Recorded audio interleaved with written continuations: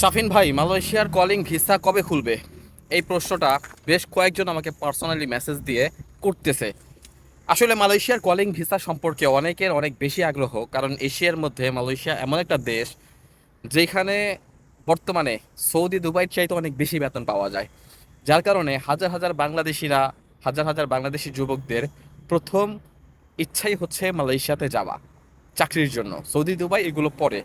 আচ্ছা, মালয়েশিয়ার calling visa কবে খুলবে? দেখেন, এই প্রশ্নের উত্তর আমি আপনাকে একটু বুঝিয়ে বলি। আসলে মূল ঘটনাটা কি, মালয়েশিয়ার calling visa already Nepali, Pakistan, India এদের জন্য কিন্তু খোলা।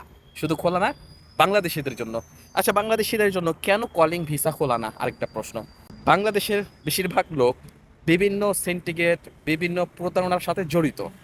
বিশেষ করে সরকারি দলের লোক যারা আছে তারা সিন্ডিকেটের সাথে জড়িত। বাংলাদেশ সরকারি দলের লোক, তাদের একটা টার্গেট আছে যে প্রত্যেকটা শ্রমিককে মালয়েশিয়াতে পাঠিয়ে যদি এই পরিমাণ অর্থ উপার্জন করতে না পারি, এই পরিমাণ অর্থ তাদের কাছ থেকে আমাদের পকেটে ঢুকাতে না পারি, তাহলে আমরা কলিং ভিসা ওপেন করব না। তো যার কারণেই বাংলাদেশ থেকে মূলত কলিং ভিসা ইচ্ছাকৃতভাবে আটকে রাখা হয়েছে। এইটাই প্রধান কারণ।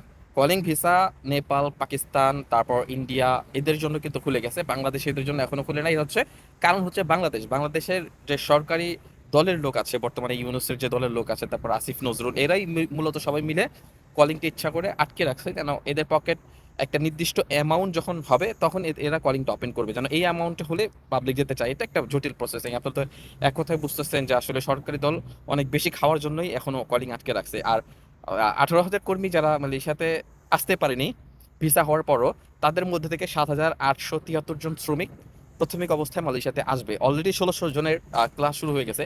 তারা সিএডিবি ট্রেনিং করতেছে।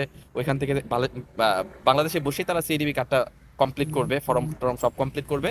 এগুলো হয়ে গেলে তারা মালয়েশিয়াতে আসবে। আর যে 7,873 জন কর্মী আছে, এটা হচ্ছে আপনার যে এরা শুধুমাত্র কনস্ট্রাকশন ভিসায় আসতে পারবে, অন্য কোনো না। শুধুমাত্র কনস্ট্রাকশন ভিসা শ্রমিকরাই আসবে। আর বাদ বাকিদের 18,000 থেকে 7,873-এর বাহিরে যারা আছে, এদের সম্পর্কে এখন পর্যন্ত কোনো ঘোষণা আসেনি। হয়তো এমন হতে পারে যে এদেরকে আর মালয়েশিয়া সরকার নিবে না। সেই হচ্ছে মালয়েশিয়ার কলিং ভিসা এবং কলিং ভিসায় আসতে না পারা 18,000 শ্রমিকের সর্বশেষ আপডেট।